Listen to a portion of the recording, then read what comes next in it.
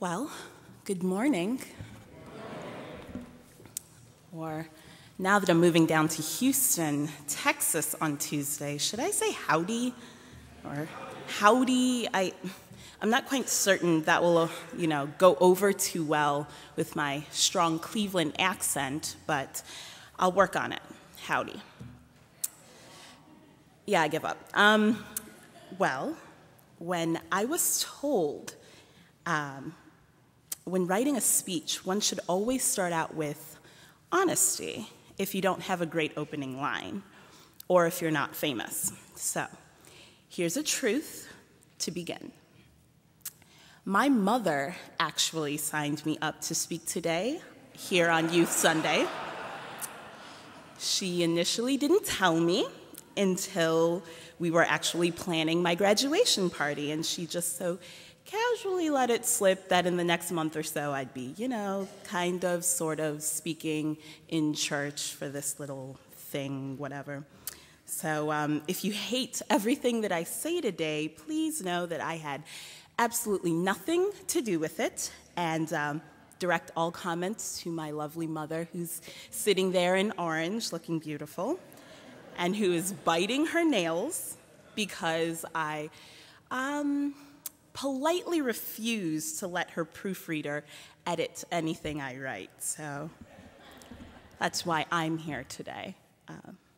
So today is Youth Sunday, and I was thinking to myself, what exactly does that mean? I mean, let's first define who qualifies for this label as a youth, because it's kind of a nebulous term when you think of it. So, is anyone here in the congregation between the age of 12 and 30?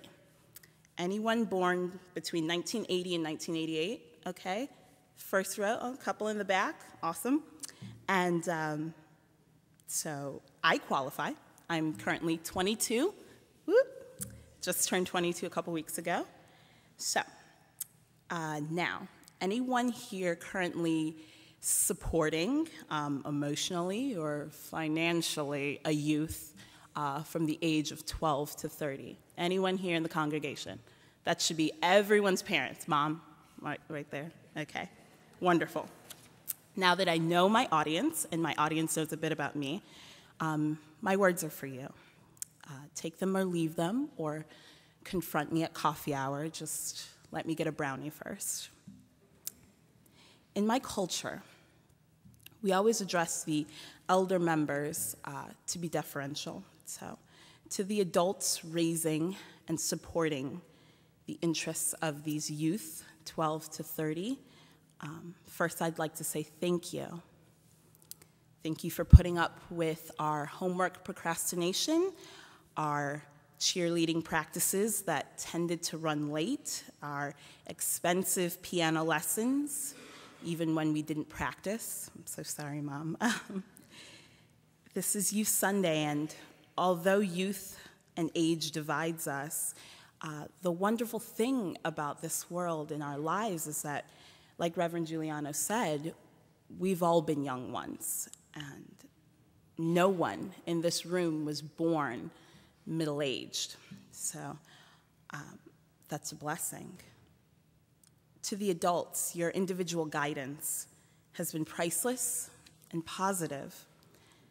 But as a whole, as a generation growing up under the tutelage of baby boomers, we have also experienced the negativity that your generation has unfortunately passed on to my own. Now, this isn't meant to be an insult.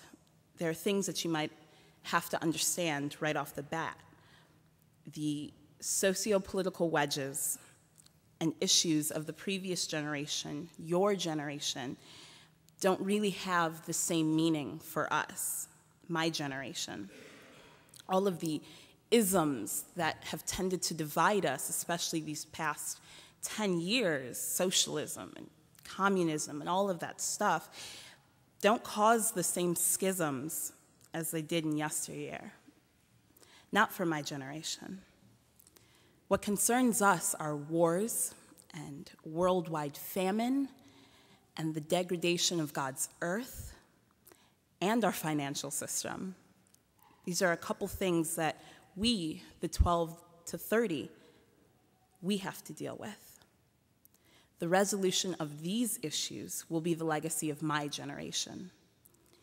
Now, I don't say all of this to get you down or to place a burden on your shoulders. I know you guys are more so excited just to go to college and not have a 10 o'clock curfew. So,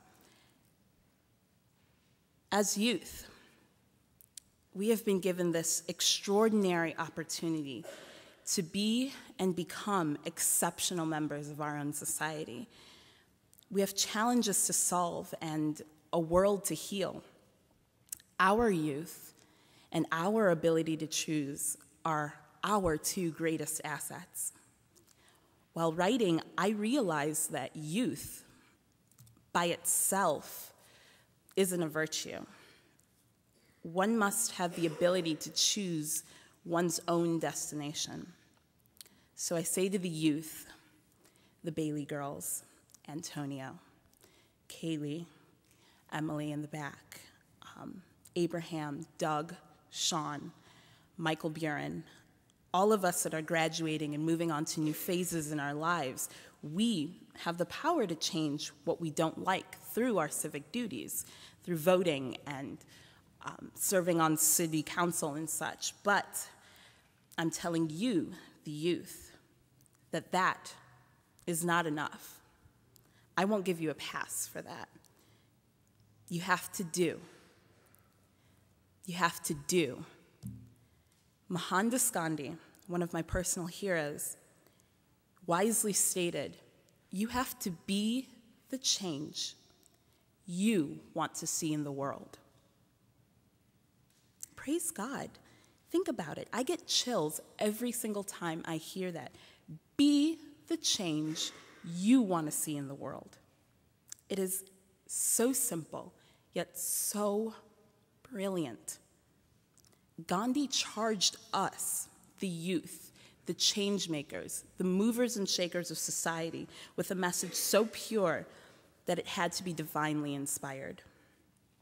All of the youth in this room have at one point and another looked back at our parents and shook our heads and said, your generation got it wrong, and my generation is on the right track.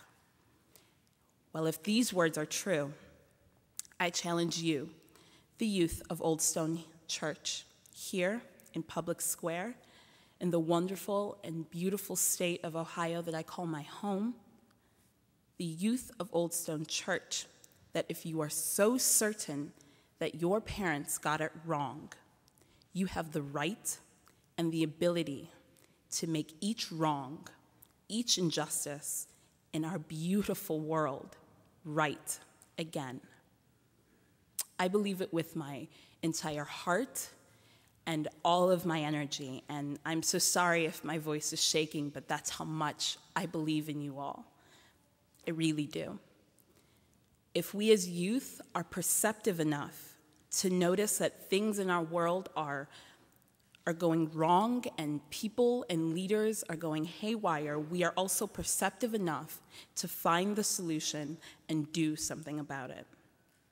One of my favorite songs is called Hands Open by this band called Snow Patrol. It's irrelevant, but what makes this song great is as the music swells and the refrain bangs out, the band leader starts screaming, it's not as easy as willing it all to be right. It's got to be more than hoping it's right. The action is the fruit. To go back to Gandhi, he says, it's the action, not the fruit of the action, that's important. You have to do the right thing. You may never know the results that come from your action, but if you do nothing, there will be no result. The doing is what I emphasize for you, the youth at Old Stone.